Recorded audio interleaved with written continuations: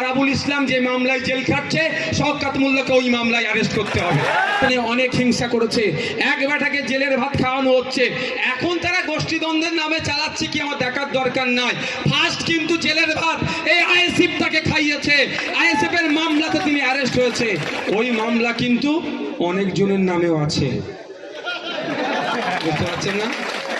হ্যাঁ, শুধু আরাবুল সাহেবের নামে নাই, অনেক জনের নামে আছে। কদিন আগে দেখলাম একটা বেনামে পোস্টার পড়েছে, আমাকে মিডিয়ার বন্ধুরা জিজ্ঞাসা করছিল এটা নাকি আইএসএফ যুক্ত আছে। আমি বললাম আইএসএফ ওই তো রাতের অন্ধকারে বেনামে কাজ করবে না। প্রকাশ্য আমি বলছি, রেকর্ড করুন, আরাবুল ইসলাম যে মামলায় জেল খাটছে শওকত মোল্লাকে ওই মামলায় অ্যারেস্ট করতে হবে। এখনো বলছি তো, আমরা রাতের অন্ধকারে পোস্টার মারবো? আরে মার খাবো, মাথা ফাটাবে তো দিনের বেলায় মারবো।